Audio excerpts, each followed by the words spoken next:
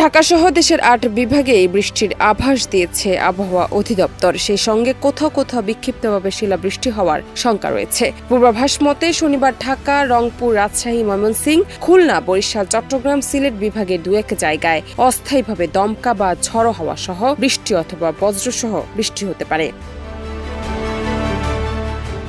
এদিকে কানাডার সাসকাচুয়ান বিশ্ববিদ্যালয়ের আবহাওয়া ও জলবায়ু গবেষক মোস্তফা কামাল পলাশ জানিয়েছেন, কাল বৈশাখী ঝড় রংপুর বিভাগের পঞ্চগড়, ঠাকুরগাঁও ও দিনাজপুর জেলা দিয়ে বাংলাদেশে প্রবেশ করে দক্ষিণ পূর্ব দিকে রংপুর বিভাগের নীলফামারী, রংপুর, লালমনিরহাট, কুড়িগ্রাম ও গাইবান্ধা জেলার উপর দিয়ে অতিক্রম করে রাজশাহী ও ময়মনসিংহ বিভাগ দিয়ে অগ্রসর হওয়ার আশঙ্কা করা যাচ্ছে।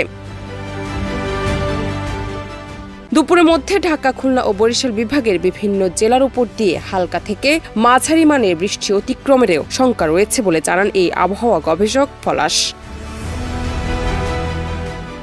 রোববার সন্ধ্যা থেকে সোমবার সন্ধ্যা পর্যন্ত দেওয়া পূর্বাভাসে বলা হয়েছে, রংপুর, রাজশাহী, ঢাকা, ময়মনসিংহ, খুলনা, বরিশাল, চট্টগ্রাম ও সিলেট বিভাগের ২-১ জায়গায় অস্থায়ীভাবে দমকা বা ঝড়ো হাওয়া সহ বিদ্যুৎ চমকানো, বৃষ্টি বা বজ্রসহ বৃষ্টি হতে পারে। সেই সঙ্গে কোথাও কোথাও বিক্ষিপ্তভাবে শিলাবৃষ্টি হতে পারে। সারা দেশে দিন ও রাতের তাপমাত্রা সামান্য বাড়তে পারে। বর্ধিত ৫ দিনের আবহাওয়ায় তাপমাত্রা বাড়তে পারে। জান্নাত নিপু, দেশ রূপান্তর।